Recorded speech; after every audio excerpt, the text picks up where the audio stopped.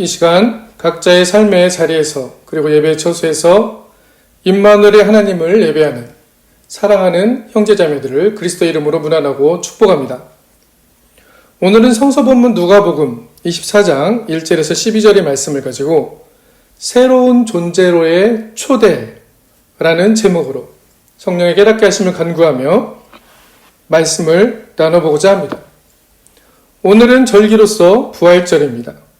부활절은 그리스도의 십자가에 달리신 순환과 더불어 귀중한 교회 공동체의 절기입니다.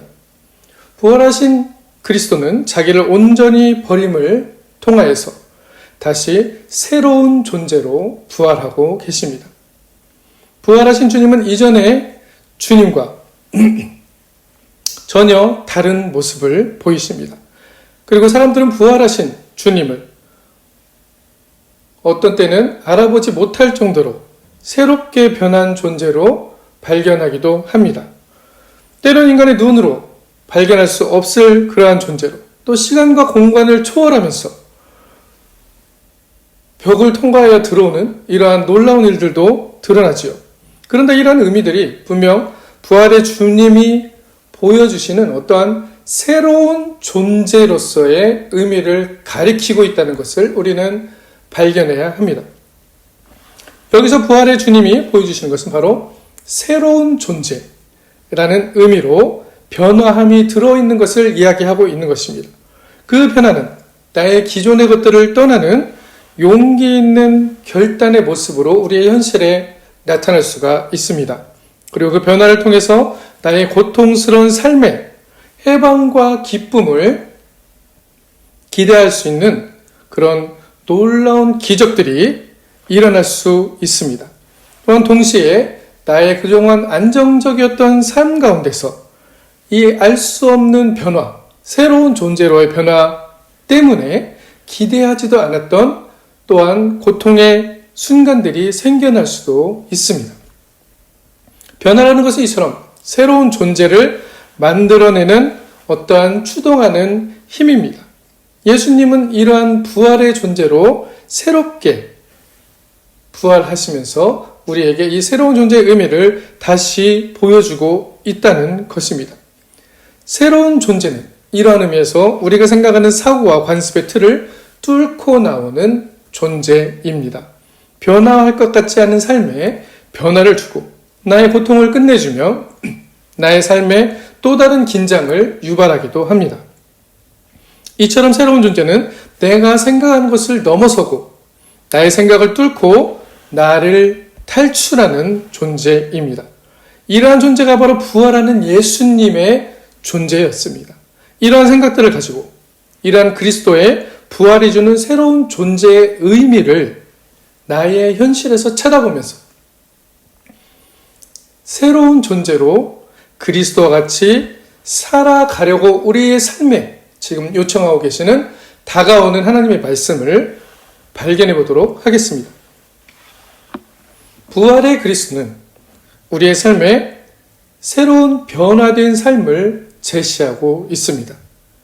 지금 내가 살아가고 있는 이 삶 안에 어떠한 진리를 발견함을 기뻐하고 그 진리를 붙잡고 있으라고 말하는 것이 아니라 제자들이 그리스도와 함께 변화선에서 여기가 좋사오니 라고 하면서 머물러 있기를 바랐던 것처럼 우리에게 어떤 진리를 발견하고 기쁜 소식을 발견하고 그 모습으로 머물러 있으라는 얘기가 아니라 항상 삶에서 변화하는 그리고 결단을 요청하고 계심을 우리는 부활의 주님에게서 발견할 수가 있습니다. 그리스도의 부활하심을 발견한 사람들의 삶의 태도는 분명 다른 사람의 삶의 태도와는 달랐습니다.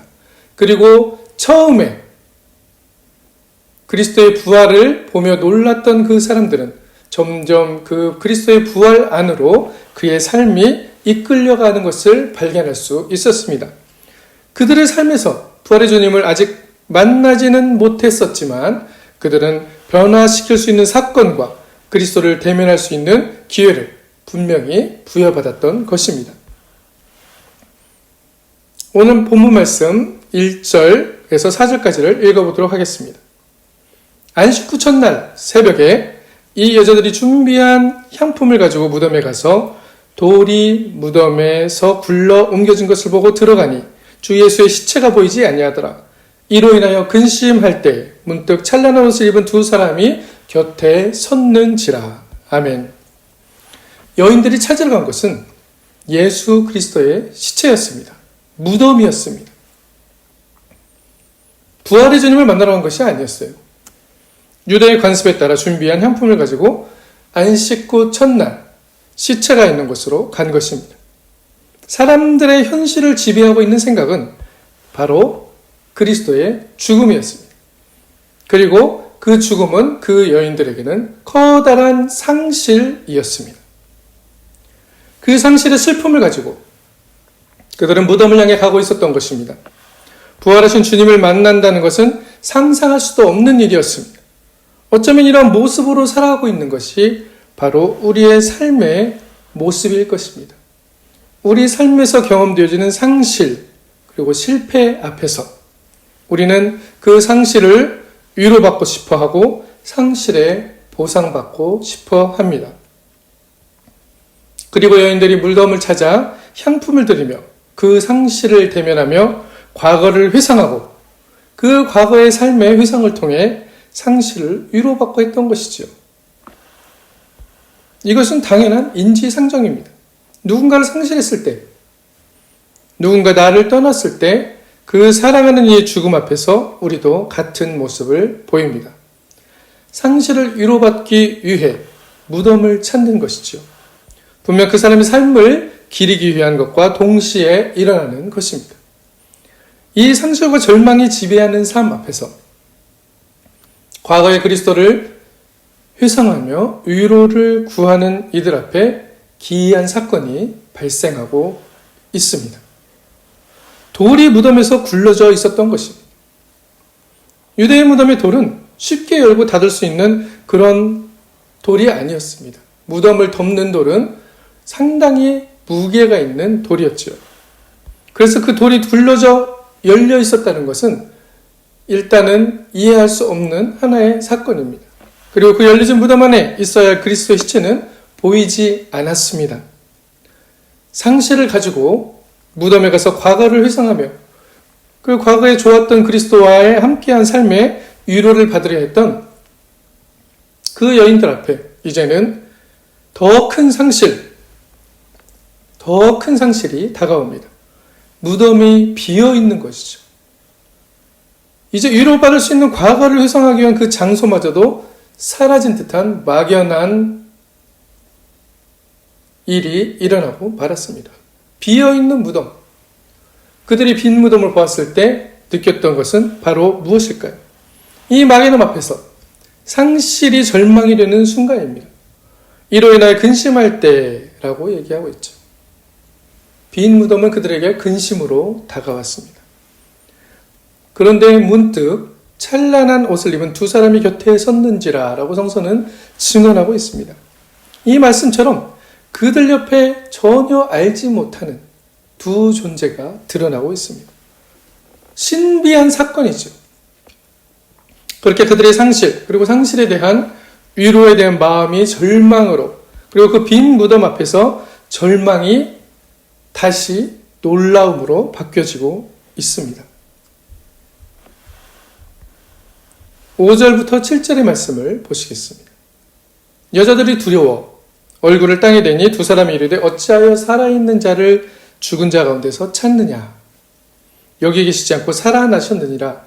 갈릴리에 계실 때 너에게 어떻게 말씀하셨는지를 기억하라. 이르기를 인자가 죄인의 손에 넘겨 십자가에 못 박히고 제3일에 다시 살아나야 하리라 하셨느니라 한데, 이 상실과 절망의 놀라움으로 무덤의 상황을 변화하게 하는 존재가 하는 말은, 이 사람들이 전해주는 것은 바로 하나님의 말씀이었습니다. 그리스도의 말씀이었습니다.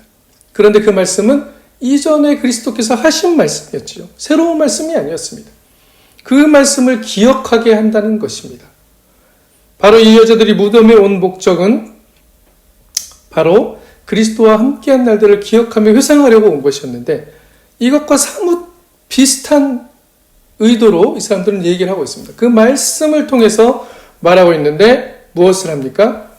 예수 그리스도의 말씀을 회상시켜주는 것입니다. 바로 상실에 대한 위로가 아닌 이 말씀을 통하여서 예수 그리스도가 말씀하셨던 것을 기억나게 한다는 것을 의미하고 있습니다. 상실한 듯 보였지만 상실하지 않았음에 대한 위로를 주려고 하는 의도인 것이죠. 그것은 바로 그리스도의 말씀을 다시 기억하게 하는 행위가 되었습니다. 그리고 이 말씀이 다시 그 여인들에게 다가오고 있었습니다. 3일에 다시 살아나리라. 이런 의미에서 정말 십자가에 죽고 이제는 희망이 끊어져 버린 것 같은 상실은 더 이상 상실이 아닌 놀라움으로, 그리고 십자가가 마지막이고 희망이 끊어져 버렸던 절망과 같은 상황에서, 그리고 그 절망을 위로받고자 온 그 무덤이 비어있는 더 큰 상실 앞에서 그 말씀은 무엇을 회상하게 합니까? 그 상실이, 그 더 큰 빈 무덤의 상실이 정말 상실이 아니고 새로운 존재로 다시 태어남을 위한 것이었음을 발견하게 하는 말씀인 것입니다. 이것이 바로 말씀의 힘입니다. 진리하는 말씀은 이처럼 우리의 삶의 상실과 절망과 끝이라고 생각되는 그 지점에서 다시 우리에게 다가오며 우리의 상실을 위로하는 차원이 아닌 그 상실과 빈 무덤을 보면서 두려워하고 있는 우리의 삶에 새로운 존재가 되게 하는 과정으로 우리를 이끌어간다는 것입니다. 진리의 말씀은 이렇게 우리의 삶의 관점을 실망과 절망에서 놀라움으로, 그리고 그 놀라움에서 드러나는 더 큰 절망, 그 절망이 바로 희망으로 뒤바뀌어 버리게 하는 놀라운 능력으로 작동하고 있는 것입니다. 하지만 이 다가오는 말씀의 힘을 우리는 받아들일 태도가 필요합니다. 어떠한 태도입니까? 5절에서 12절의 말씀을 읽어보도록 하겠습니다. 그들이 예수님의 말씀을 기억하고 무덤에 돌아가 이 모든 것을 11사도와 다른 모든 이에게 알리니 이 여자들은 막달라 마리아와 요한나와 야고보의 모친 마리아라. 또 그들과 함께한 다른 여자들도 이것을 사도들에게 알리니라. 사도들은 그들의 말이 허탄한 듯 들려 믿지 아니하니라. 베드로는 일어나 무덤에 달려가 구부려 들여다보니 세마포만 보이는지라. 그 된 일을 놀랍게 여기며 집으로 돌아가니라. 아멘. 분명히 이들은 말씀을 통하여 실망 안에서 절망을, 그리고 그 절망 안에 있는 희망을 보여주고 있는 말씀을 들었습니다. 그리스도의 살아나심도 직접 보았습니다. 그러나 그들이 발견한 두 존재가 증언하고 있는, 다시 기억나게 하고 있는 그리스도의 살아나심에 대한 말씀을 받은 사람들은 어땠습니까? 그들은 그 말이 허탄한 듯이 들려 믿지 아니하더라라고 성서는 증언하고 있습니다. 왜 이러한 일들이 일어날까요? 무덤을 보고 빛나는 옷을 입은 두 사람이 증언하고 있는 말씀을 들려주며 그 말씀이 기억나게 하여 주고 있는데 그 말씀이 허탄한 듯이 들려버리는 경우가 우리의 삶에도 일어나고 있음을 오늘 성서는 증언하고 있습니다. 이처럼 말씀은 어디인가 사람에게 들려지는가, 어디에서 어떤 사람에게 들려지는가에 따라 그 말씀에 받을 수 있는 준비가 되어 있는 사람인지 아닌지를 우리는 발견하게 됩니다. 하나님의 말씀은 지금도 우리에게, 우리가 모르는 사이에도 지금도 다가오고 있습니다. 그러나 그 말씀을 수용하는 것은, 그 말씀을 받아들이는 것은 우리 자신입니다. 내가 그 말씀을 절망의 상태에서 다가오는 그 말씀을 발견하고 희망으로 다가오는 말씀으로 받아들일 수 있는 우리 자신들의 용기가 필요합니다. 이것은 우리는 신앙이라고 합니다. 그리고 바랄 수 없는 데한데 바라는 것이라고 성서는 이야기하고 있습니다. 이러한 변화된 사람들이만이 하나님의 진정한 다가오는 말씀을 발견할 수 있다라고 말하는 것이죠. 마가복음 4장 3절, 같이 3절부터 9절까지 읽어보도록 하겠습니다.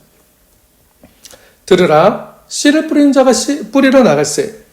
뿌릴새 더러는 길가에 떨어지며 새들이 와서 먹어버렸고 더러는 흙이 얇든 돌밭에 떨어지며 흙이 깊지 아니하므로 곧 싹이 나오나 해가 돋은 후에 타서 뿌리가 없으므로 말랐고 더러는 가시떨기에 떨어지며 가시가 자라 기운을 막음으로 결실하지 못하였고 더러는 좋은 땅에 떨어지며 자라 무성하여 결실하였으니 30배나 60배나 100배가 되었느니라 하시고 이르시되 귀 있는 자는 들을지라 하시니라.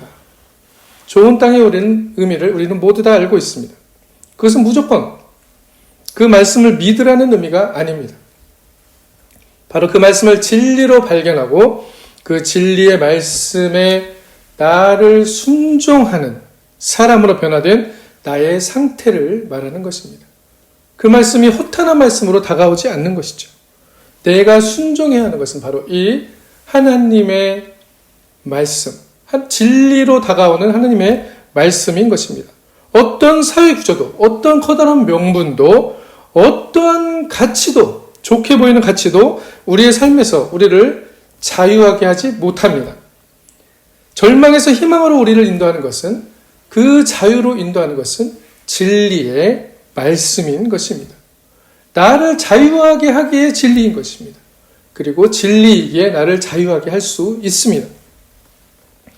이 말씀은 우리의 존재의 근원이신 하나님으로부터 다가오는 말씀입니다.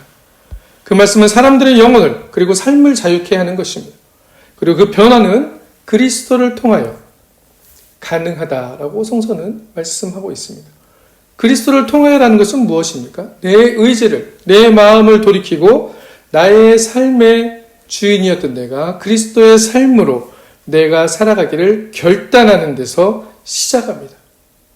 예수님이 살아간 것과 같이 나도 살아가겠습니다라고 결단하는 그 나의 의지와 나의 삶을 그대로 반영하는 그 결단, 그리고 그 결단이 행위가 되어지는 가운데서 그리스도는 나의 삶에서 드러나게 되는 것입니다. 처음 그리스도의 부활을 접한 사람들은 놀라움으로 그 사실을 믿을 수 없었습니다. 허탄한 소기로 여겼습니다. 그러나 그들은 점점 그리스도의 부활의 사건으로 그들의 삶을 던져가며 진정한 그리스도인이 되어가고 있었습니다.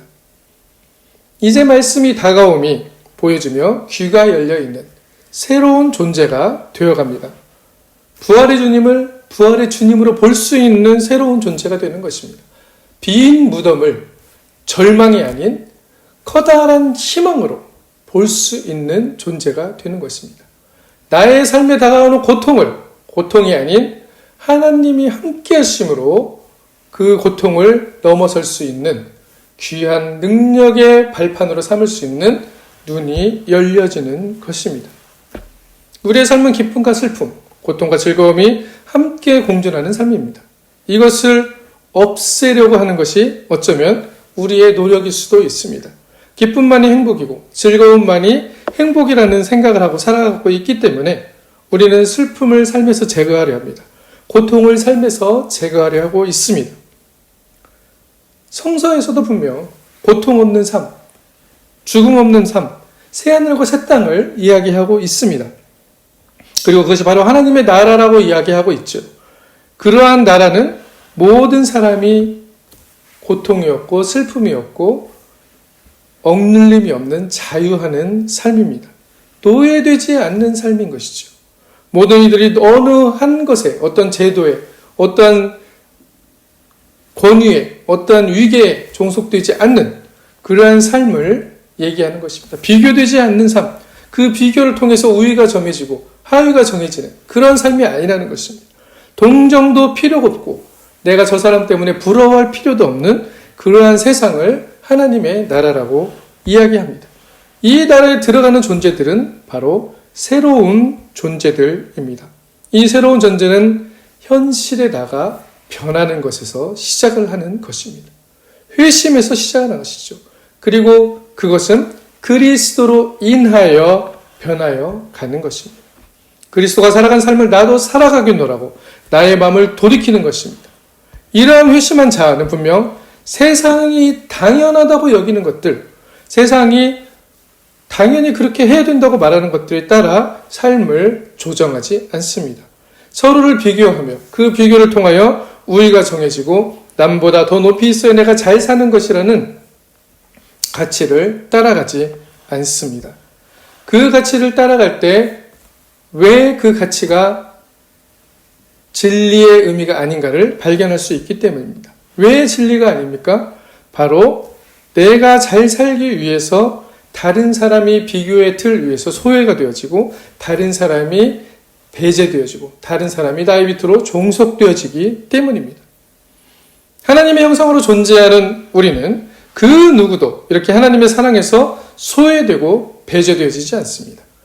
우리 모두에게는 하나님의 숨이 흐르고 있습니다. 하나님께서 우리를 숨쉬게 지금도 하고 있습니다. 그렇기 때문에 그 누구도 우리를 그리스도의 사랑에서 끊을 수가 없다라고 말씀하고 있는 것이죠. 로마서 8장 31절에서 35절의 말씀을 보도록 하겠습니다. 그런 적의 일에 대해 우리가 무슨 말을 하리요? 만약 하나님이 우리를 위하시면 누가 우리를 대적하리요? 자기의 아들을 아끼지 아니하시고 우리 모든 사람을 위하여 내주신 이가 어찌 그 아들과 함께 모든 것을 우리에게 주시지 아니하겠느냐? 누가 능히 하나님께서 택하신 자를 고발하리요? 의롭다 하신 이는 하나님이시니 누가 정죄하리요? 죽으실 뿐 아니라 다시 살아나신 이는 그리스도 예수시니 그는 하나님 우편에 계신 자요 우리를 위하여 간구하시는 자신이라. 누가 우리를 그리스도의 사랑에서 끊으리요? 환난이나 곤고나 박해나 기근이나 적신이나 위험이나 칼이랴. 아멘. 우리는 이렇게 그리스도의 매일 새로운 존재입니다.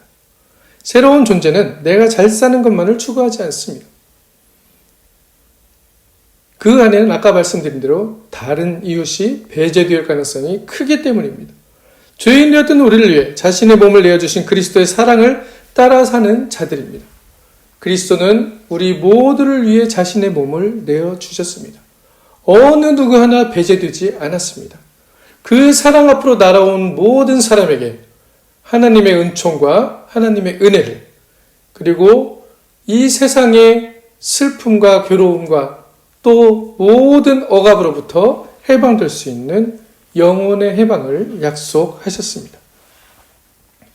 죄인 되었던 우리를 위해 자신의 몸을 내어주셨던 그리스도의 사랑을 따라 사는 사람들은 현실에서 자신의 삶을 덜어내어 고통받는 이웃에게 시선이 향하는 사람들입니다.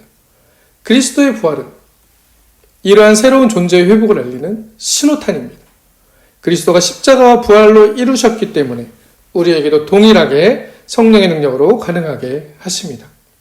승리의 부활의 주님의 의미는 바로 나와 이웃이 함께하는 사랑의 공동체로 드러나게 될 때 진정한 의미를 가집니다. 우리는 부활의 주님과 함께 새로운 존재들입니다. 그리스도 안에서 끊어질 수 없는 그러한 사랑받는 존재들입니다. 그리고 그 사랑이 매일 우리에게 쏟아져 들어오고 있음을 우리의 삶의 자리에서 발견합니다. 무덤 앞의 여인들이, 비어버린 무덤 앞에 있는 여인들이 그리스도의 과거를 회상하며 유안을 얻으러 갔던 그곳에서 부활의 그리스도를 발견하고 그리스도의 말씀을 회상하는 경험을 하였습니다. 그 말씀의 회상이 바로 그리스도의 부활하게 참여하는 시작점이 되었던 것이죠. 절망의 장소가 놀라움의 장소가 되었고 그 놀라움의 장소는 절망의 끝과 같이 보였던 빈 무덤은 이 세상에 온 자유하지 못한 영혼을 구하는 희망의 장소가 되어버렸던 것입니다.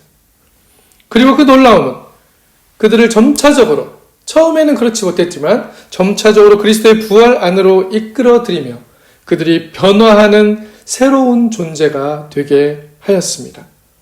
우리의 삶 안에도 이러한 진정한 하나님의 말씀이 주는 놀라움을 통하여 절망 가운데 기뻐하며 소망 가운데 바라고 새로운 존재로 매일 우리를 태어나게 하시는 그 부활의 주님을 발견하기 바랍니다. 이것이 우리에게 진정한 복입니다. 이 세상을 살아가는 가장 커다란 힘의 근원이 바로 여기에 있습니다. 우리의 도움이 하나님께로 온다는 말씀이 이러한 의미입니다.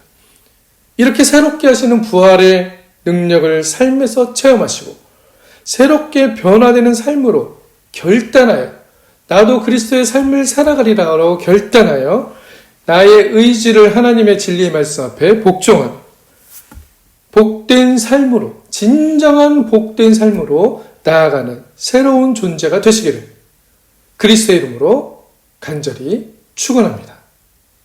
아멘.